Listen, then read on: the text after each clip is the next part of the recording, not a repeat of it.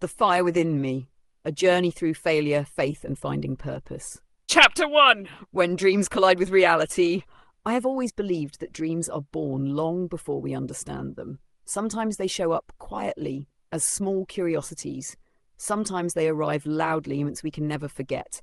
But most of the time, they are revealed slowly, hidden inside the very experiences we try to run away from. When I look back now, I realize my story started long before I ever understood I had one. It began in the dusty school grounds of my childhood, in a place where survival came first and dreams came much later. The first spark. When I was in primary school, we had a cousin who was already in high school. She was studying food and nutrition, one of the practical subjects at her school. Every time they had a cooking practical, she came home carrying food she had prepared during class. To her, it was nothing unusual. To me, it was magic. I couldn't understand why people were allowed to cook at school. To me, school was meant for books, chalkboards, and dusty uniforms, not frying pans, flour, and spices. Something about that fascinated me. I didn't have words for it yet, but a small spark had been lit in me. Years later, when I finally entered high school, I discovered that my school also offered food and nutrition. But there was a problem. In our school, food and nutrition and fashion and fabrics were reserved for girls. Boys were expected to take building or woodwork. That was just how things were. But something inside me refused to accept that. Me and my two closest friends gathered our courage and went to the school office to request permission to study food and nutrition and fashion and fabrics instead of the usual boys' subjects. It was a bold request, almost rebellious. And to our surprise, the school agreed.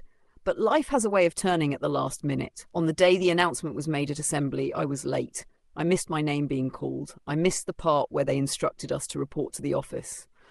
By the time I arrived, fear held me back from going forward and asking again. So my two friends were accepted, and I remained in building and woodwork, subjects that would later shape my life in ways I never expected. A dream interrupted. Back then, I felt left out and disappointed. I didn't want construction. I didn't want woodwork. I wanted food, creativity, flavors, colors. But God was writing a story I couldn't yet read. At the time, it felt like a dream slipping away. I didn't know that this small moment of being left behind was going to come back later, stronger, clearer, and more meaningful than before. Because sometimes dreams collide with reality not to break us, but to redirect us. Sometimes the things we are denied become the very tools that shape our future. And sometimes the future waits patiently for us to grow into the version of ourselves capable of handling it. This was only the beginning. Chapter 2, The Dream That Wouldn't Die. Dreams don't disappear, they wait. Sometimes they hide beneath disappointment, sometimes they sleep inside the parts of us that feel forgotten, and sometimes they sit quietly, refusing to leave, no matter how far life pushes us from them. My dream was like that. Even though I didn't get to study food and nutrition in high school, even though I ended up in building and woodwork instead, even though life took me down a path I never planned, food, creativity, and storytelling refused to leave me. A mind awakening in Asia. School had always been a challenge for me. Reading was slow, writing was difficult, spelling felt like wrestling with invisible enemies. Growing up, I had been labelled a slow learner. I carried that weight quietly, pretending it didn't hurt. But everything changed when I went to Asia. For the first time in my life, I understood school. The teaching style was different, more visual, more expressive, more open-minded. They introduced mind mapping, a technique that helped me visualize concepts and organize ideas in ways that made sense to my brain. Suddenly, information didn't feel like a wall I had to break through. It felt like a map I could follow. It was in Asia that I first learned the word dyslexia, and suddenly my whole childhood made sense. I wasn't slow. I wasn't less. My brain simply worked differently, and for the first time, I understood myself. Finding my path in media. When I first enrolled in university, I thought tourism and management was the safest option. It blended my love for travel and culture. But on orientation day, I met a Zimbabwean girl who mentioned she was studying mass communication. What is mass communication? I asked. Her description changed everything. Media, journalism, scriptwriting, filmmaking, storytelling.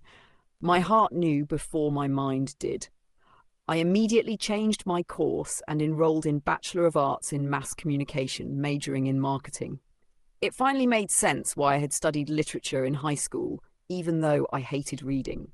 Literature had been a doorway, preparing me for storytelling, script writing, and communication skills. Things I would later discover were at the core of who I was becoming. My first taste of the food industry. During my final year in Asia, a friend and I decided to open an African restaurant. We were young, ambitious, broke, and excited. We wanted to serve African food to the few Africans studying in that town, while also introducing locals to our cuisine. It wasn't perfect. We made mistakes, we had no money, we didn't last long, but I learned something powerful. My love for food wasn't a coincidence, it had always been inside me. Cooking, flavors, community, gathering people around food, the joy of serving something from your hands to someone else's heart. Even though the restaurant failed, the dream didn't. It simply transformed. Returning home, not by choice. When financial hardship hit, I couldn't continue with my studies. My student visa was revoked. I had to leave. The plan was to return to Asia on a visitor's visa shortly after, just to try again. But when I returned to Africa, specifically Botswana, where my family had moved, I felt something shift inside me. Botswana was peaceful, calm, stable, a place where you could breathe. I told myself that if I ever came back for good, I would build something meaningful here and one day return to Asia from a position of strength. I did return to Asia for one more year.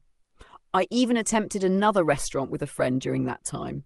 But eventually, Africa called me home for good. Botswana became the place where my real journey would begin. The dream refused to die.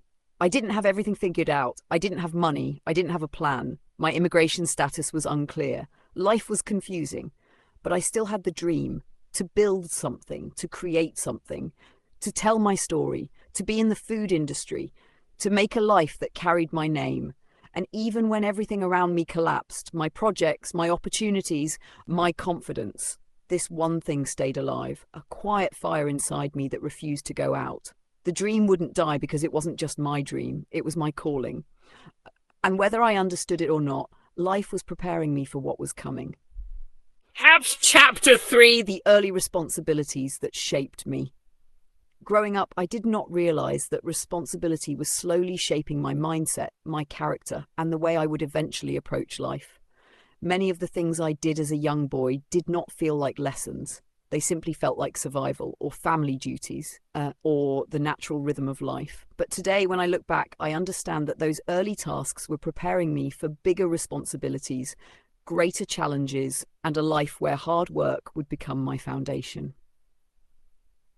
The weight of growing up early. From a young age, I learned that life does not wait for anyone to be ready. There were times when I wished to be carefree like other children, but reality demanded focus. I had to grow up faster, not because I wanted to, but because life shaped me that way.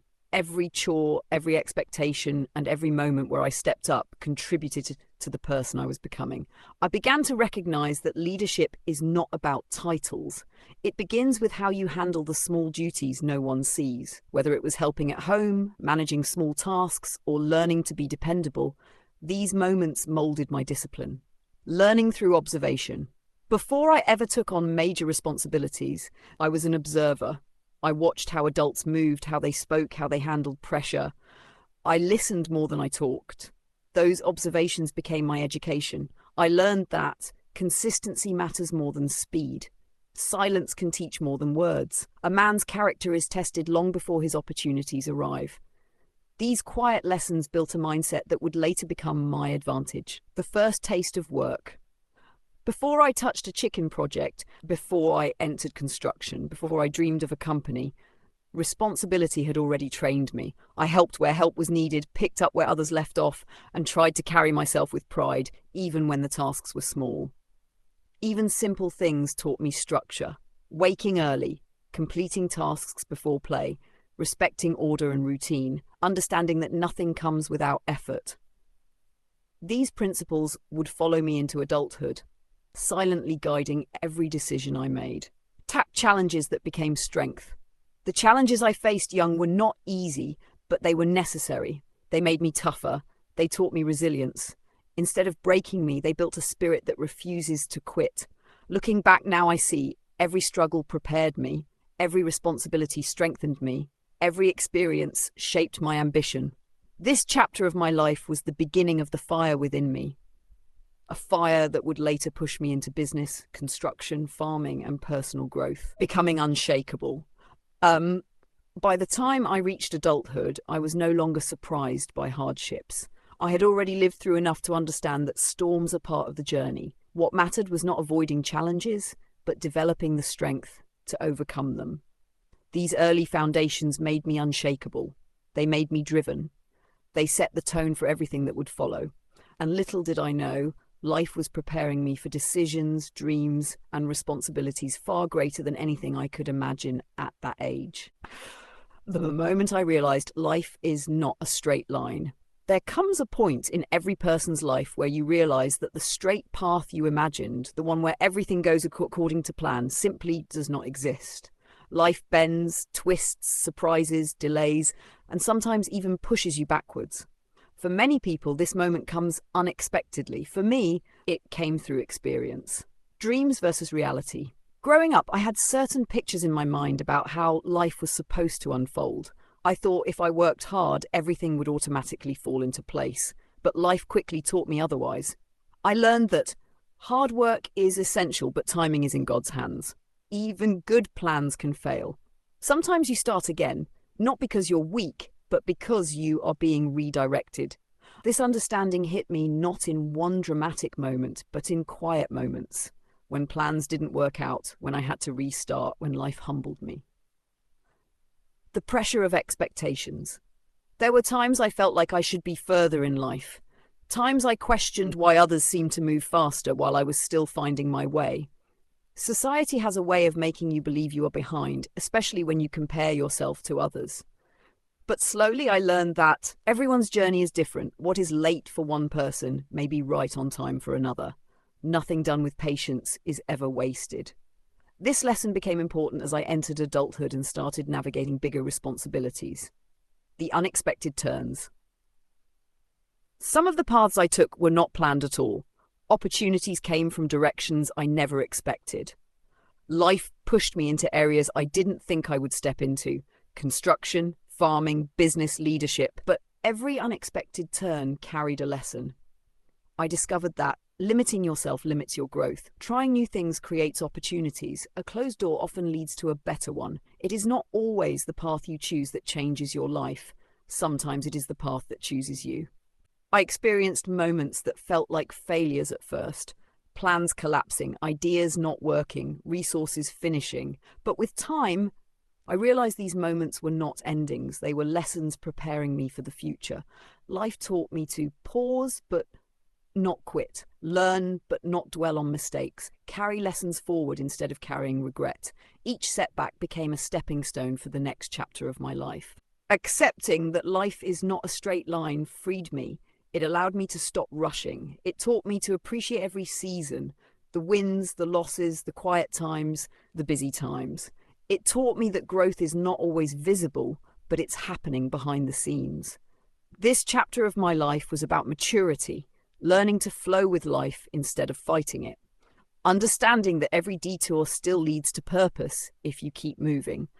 And without knowing it, these lessons were shaping me for the biggest turning point of my life. The moment I stepped into poultry farming and discovered a new direction that would change everything. Chapter 5. The decision that changed my path. There is always one moment in life that shifts everything. A decision that may look small on the outside but becomes a turning point on the inside. For me, that decision was choosing to enter the world of poultry farming. When one door closed, another one opened. Before chickens ever came into the picture, I was juggling small hustles, trying to figure out what direction my life should take. I knew I needed something sustainable, something that could grow with me. But at that time, nothing seemed to fit. Some projects moved too slowly, others dried up. A few showed promise, but needed resources I didn't yet have. I kept asking myself, what can I start that will grow if I stay consistent? The answer came, slowly but clearly. The search for something that made sense. What pushed me into the decision was not just ambition. It was survival. Life was demanding stability. The responsibilities around me were growing. I needed something I could build on, something practical, something I could learn and scale. I started observing the opportunities around me and realized something simple but powerful. Food will always be needed. Protein will always be in demand. People will always buy chickens. The market was already there. I just needed to step into it. The moment the idea took root. At first, I didn't think much of it. It started as a thought, then a possibility, then a plan. I had seen other people doing it. I had listened to their stories. I had even tried a few food-related businesses before. But poultry farming had one advantage: speed. 6 weeks to grow, constant demand, low entry barrier, room to expand. Compared to the pace of the projects I was doing at the time, this was fast, and speed was exactly what I needed. The more I thought about it, the more the idea made sense. The more I researched, the clearer it became. The more I prayed, the more peace I felt about taking the risk. Taking the first step. Every big journey starts with a small, brave step. Mine started with a simple decision. I will try. I didn't have much, but I had the will to start. I didn't have experience, but I had the courage to learn. I didn't have everything I needed, but I had enough to begin. And beginning is often the hardest part. Even though doubts came, even though the future was not guaranteed, one thing kept pushing me. If I don't start now, when will I ever start? The beginning of something bigger. Looking back, I didn't know that this decision would open doors I never imagined. I didn't know it would teach me discipline, responsibility, patience, financial management, and strategy. I didn't know it would become a defining chapter in my story. All I knew was that I needed to take control of my life. I needed to put my energy into something that could grow. I needed to choose a path, even if it scared me. And so, with faith and determination, I stepped into poultry farming. What I didn't know then was that this decision would connect me to new people, new lessons, new responsibilities, and new opportunities that would shape the rest of my journey. This was not just the start of a business. It was the start of a new direction, a new mindset, and a new identity. A decision that would change my path forever. Chapter 6, the random meeting that shifted everything. Life has a way of placing the right people in your path at the right time. Not always when you expect it, but always when you need it. My journey into construction, and eventually into understanding the power of foundational work, began with one unexpected moment. A moment that didn't look important at all, until later. A knock at the gate. It was sometime around 2022. I was staying with my brothers, all of us trying to build something out of life after our previous farming project had failed. Money was tight, dreams were many, directions were unclear. One afternoon, a man from Zimbabwe walked into our yard looking for a piece job, just a small opportunity to clean the yard and earn something. We didn't need anyone to clean at that time, so naturally we could have turned him away. But instead of leaving, he stayed for a few minutes, and we started talking. That simple conversation changed everything.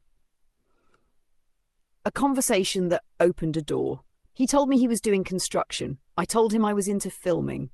Both of us could have left it at that. Two strangers from different worlds exchanging small talk. But the conversation went deeper. He spoke about the jobs he was doing. I spoke about my hunger to grow. He shared his experiences in construction. I shared my willingness to try new things. By the end of that conversation, he said something that would open a new chapter in my life. Next time I get a job, I'll call you. Come and work with me. He didn't know me well. I didn't know him at all. But the door was opened, and I walked through it. Stepping into construction for the first time. True to his word, when he had a project, he called me. And for the first time in my life, I entered the world of construction. Not as a builder, not as a skilled artisan, but as a simple labourer. It was hard work, it was draining work, but it paid. More importantly, it taught me. And it gave me exactly what I needed at that moment. Income when I had none. Direction when life felt unclear. Lessons that would shape my understanding of business. A practical path to invest in my future. I didn't plan to stay in construction for long. I knew I was not skilled, and I knew it wasn't a long-term path for me. But it was the stepping stone I needed. The connection between construction, peanut butter, and chickens. Around the same time I was doing the peanut butter business. It wasn't a bad business. It was just slow. Slow in production, slow in growth, slow in returns. Construction, on the other hand, was giving me quicker income. Rather than spend that money on myself, I made a decision many people overlook. I will invest it.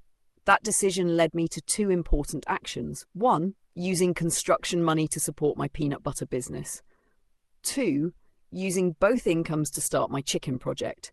Even my visa application was partly funded through these small hustles. Every kwacha had a purpose. Every job had meaning. Every opportunity was reinvested. Encouragement. That strengthened my confidence. During this time, my girlfriend played an important role. When I told her about the Zimbabwean man and the opportunity he had offered, she encouraged me to take the chance. She saw potential where I only saw fear. She saw growth where I saw unfamiliar territory. She pushed me outside my comfort zone, and she was right. My small building experience from high school became useful again. It was as if life was reconnecting pieces of my past to guide me into my future. A divine setup. Looking back, that meeting wasn't random. I believe it was a setup, a God-arranged moment to shift the direction of my life. The right door through the right person at the right time. It wasn't just about construction. It was about preparation.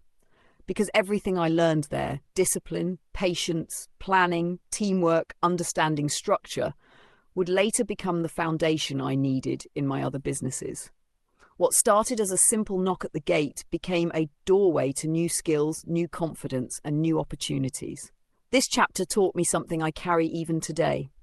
Never underestimate small beginnings. One conversation can change your destiny. One stranger can become a bridge. One decision can open a lifetime of possibilities. And with that foundation laid, the next chapter of my story was ready to be built. Chapter 7. The Lessons of Construction, Digging, Planning and Designing Life. Construction was never part of my childhood dreams. It wasn't a field I ever imagined myself in. But sometimes life gives you an unexpected assignment just to teach you a lesson you will need later. And construction taught me lessons that stayed with me long after I left the job. Understanding the power of foundation. One of the biggest lessons I learned on site was simple but powerful. A strong foundation determines the strength of everything built above it. No shortcuts, no rushing, no guessing. In construction, if the foundation is wrong, the whole building is wrong. If the measurements are off, the entire structure becomes weak. If the planning is poor, the project collapses before it even reaches the roof. Working with my hands, digging trenches under the sun, mixing concrete and seeing the plans come alive taught me something deeper. Life works the same way. Business works the same way. Dreams work the same way. Everything starts with a foundation. And mine was being rebuilt right there on a dusty construction site. The first project, learning the basics. The first project I worked on was in a village just outside Gaborone, about 30 minutes away. The environment was peaceful, and the pace allowed me to observe and learn. Before any digging happened, the workers laid out the house plan on the ground. They measured, they mapped, they calculated. Only then did we begin to dig. Watching this process opened my eyes to the importance of planning before action. For the first time, I truly understood why we were forced to learn technical drawing and woodwork in school, skills I once thought were useless. Life has a strange way of bringing old lessons back when you need them. The second project, hands-on in the capital. The next project was in Gaborone, and this one was different. Faster pace, more pressure, more precision, higher expectations. This project forced me to be alert, disciplined, and ready to learn at every step. We built walls, mixed concrete non-stop, lifted bricks, measured lines, corrected errors, and pushed through long days. I wasn't skilled, but I was willing. And that willingness opened the door for knowledge. Every day on the site felt like a classroom without walls, and every lesson I learned on those sites would later follow me into entrepreneurship. Construction and the blueprint of life. As I continued to work, something clicked inside me. Construction wasn't just about buildings. It was teaching me how to build my life. Planning before acting, measuring before committing, checking the layout before digging, making sure the base was strong, working step by step. These lessons would become powerful tools later when I returned to the food industry, when I started hustling with peanut butter, when the chicken business began to grow, and even when I began to build my own identity as an entrepreneur. Knowing when to move on. I knew from the start that construction was temporary. I wasn't skilled in it and it wasn't my passion, but I respected the journey because it was serving a purpose. The salary I earned became seed money, not for comfort but for investment.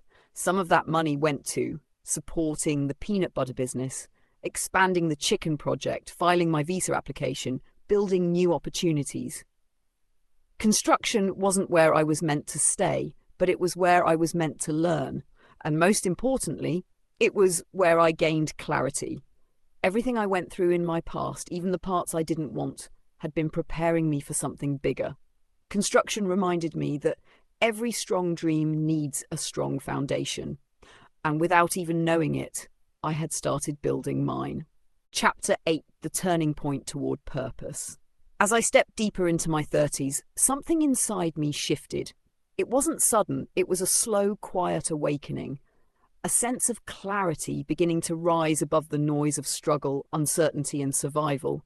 I began to understand something that had always been happening behind the scenes. My life was not moving randomly. It was being shaped, guided, aligned. Everything I'd gone through, the school subjects I disliked, the dreams I chased in Asia, the failed restaurant, the unfinished degree, the peanut butter hustle, the construction sites, all of it was adding up to something, and for the first time I could finally see the pattern. The beginning of my inner understanding. When I was younger, I questioned a lot of things. Why did I have to do building in high school when I wanted food and nutrition? Why did I struggle so much with literature? Why was life pushing me into things I didn't enjoy? Why did dreams fall apart at the last moment? Why did new paths keep opening in painful ways?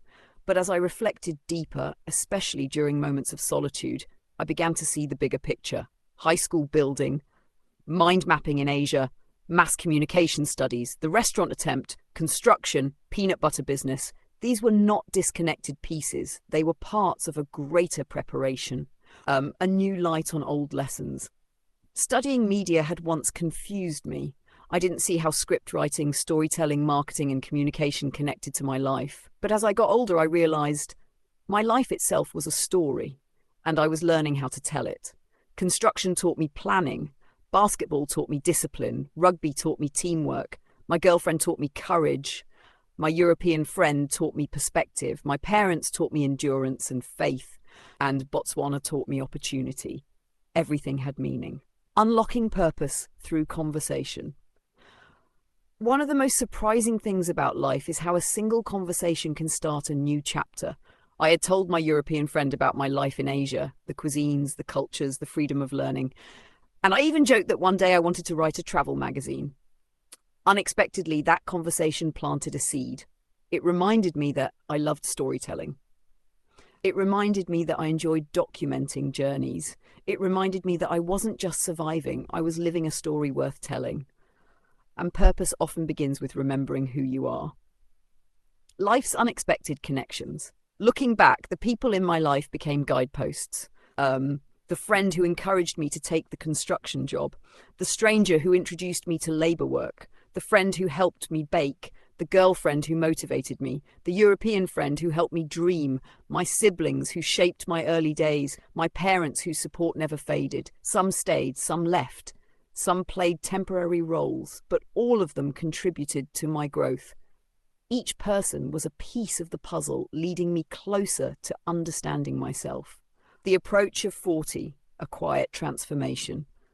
As the years passed and my 40th birthday began to appear on the horizon, I felt something powerful, a shift in mindset. People always say life begins at 40, and I used to wonder, life begins how?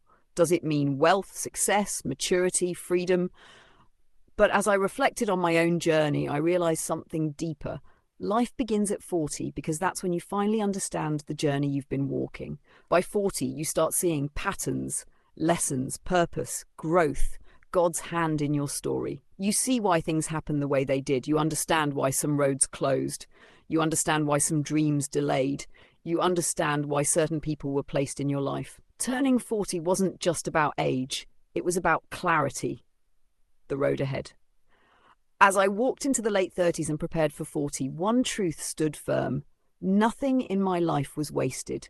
Not the failures, not the struggles, not the heartbreaks, not the redirections, not the slow progress, not the confusion. Everything was leading me toward purpose. And I was ready, finally ready, to build something that reflected all the lessons, all the faith, and all the strength I had gathered along the way. Not rushed, not forced, not borrowed, but mine, shaped by God and strengthened through experience. Chapter 9, Foundations of a Dream. Lessons from the ground up. Construction did more for me than give me a salary. It rewired my entire understanding of success, planning, and purpose. Before then, I had lived most of my life moving from one dream to the next, chasing opportunities, changing directions, trying things, failing, trying again, sometimes without a clear structure. But construction slowed me down. It taught me patience. It taught me calculation. It taught me observation. And above all, it taught me foundation. The village project, my first taste of the groundwork. My first construction job was on a project in a village just outside Gaborone. It was far from the city, but close enough to remind me of Zimbabwe. Open spaces, fresh air, familiar dust, the simple rhythm of rural life. I remember the morning we arrived on site. The air still cool, tools scattered, the structure still an empty dream on paper. The foreman gathered us and said, "We start with the ground. If the ground is wrong, everything else collapses." That sentence struck me harder than the sun that day. Before we even touched concrete, before the shovel met the soil, we mapped, we measured, we marked the outline of the future house. We checked the plan again and again. Only when everything aligned, only when the plan was clear, only then did we begin digging the foundation. As a labourer, I spent hours under the sun, sweating, lifting, pushing, carrying. But while my body worked, my mind was also learning. Mapping before digging, planning before building, vision before action. I didn't know it then, but those lessons would later guide how I rebuilt my life. The city project. A new level of understanding. The second project I worked on was now in Gaborone itself. Bigger, more complex, with tighter deadlines and higher expectations. This project showed me the seriousness of construction. It showed me coordination. It showed me pressure. It showed me teamwork on a different level. But the lesson remained the same. Everything depends on the foundation. A building with weak walls can be repaired. A roof can be replaced. Floors can be retiled. Doors can be fixed. But a foundation? If that fails, the whole structure is done. It reminded me of my own life. Years of jumping from idea to idea without building a strong foundation. And I realized that this time I needed to build differently. I needed to build wisely. I needed to build with intention. Clarity through hard work. Every day in construction reminded me that I wasn't meant to stay in that industry forever. I wasn't skilled enough and I wasn't passionate about it, but I was there at the right moment for the right lessons. This was around the same time I was still running my peanut butter business. It wasn't bad, but it was slow. It didn't match the pace of the transformation happening inside me. Construction made me see that I needed something scalable, something with direction, something that could grow with me. That's when I began thinking seriously about doing chickens again. Not the backyard attempt that failed in my teenage years. Not the half-hearted project my father encouraged. Not the small flock that couldn't survive the pressure. But something structured, something disciplined, something planned, something with a foundation. The seeds of a new vision. During construction, we lived on site. That meant after work I had time, quiet time, to think. Every evening I would walk to a nearby football field. I would sit, I would meditate, I would pray, I would reflect on my life. One evening, as the sun was setting orange behind the field, the idea came, start a proper chicken project. It wasn't loud, it wasn't dramatic, it wasn't forced, it was peaceful, natural, aligned. For the first time, I didn't feel the frustration I used to feel toward chickens. Instead, I felt preparation, like everything in my childhood had been leading to this point. My dad's backyard chicken projects, the lessons I refused to learn, the bits of knowledge I ignored, suddenly they came back to me. And I understood. God had planted this seed long ago. I was only now ready for it. Building with intention, I took the little money I had from construction. I added the slow but steady money from the peanut butter business. I saved every pulo I could. I avoided spending on myself. Every cent had a mission. I told myself, build this like a house. Start with the foundation. And I did. Piece by piece, bag by bag, chicken by chicken. No rush skipping steps, no shortcuts. For the first time in a long time, I was building something that felt right. Something that made sense, something that connected my past, my skills, my lessons, and my future. Everything was coming together, not perfectly, not quickly, but purposefully. Chapter 10. The Rise of a New Beginning. My first cycle didn't go the way I imagined. I wanted a smooth journey, perfect results, big profits, and a story that looked clean from start to finish. But instead, I met challenges head on. Chicks died, expenses stretched me, sales were slower than I hoped, and mistakes humbled me. At first, I thought I had failed, but looking back now, I realized something powerful. Those challenges didn't break me. They shaped me. Every setback taught me something real. Every loss pushed me to improve. Every mistake opened my eyes to what truly matters in farming and in life. The dream didn't die. It transformed. The second beginning rose from understanding, not excitement. Now I know what works, what doesn't, and what I must do better. I've learned how to manage heat, feed correctly, measure growth, handle costs, and understand the market. I'm no longer guessing. I'm planning. I'm growing. I'm becoming the person I needed to be to handle the success that's coming. And through all of this, I speak from my heart. I give thanks to life. I give thanks to God for all the privileges He has provided me in this journey to my 40s. May He continue paving the way for me to more years. So happy 40th birthday to me. To the person reading this, be blessed. And anyone who is trying, dreaming, fighting, or holding on, keep trying. This new beginning is rising strong, and the journey ahead is only getting brighter.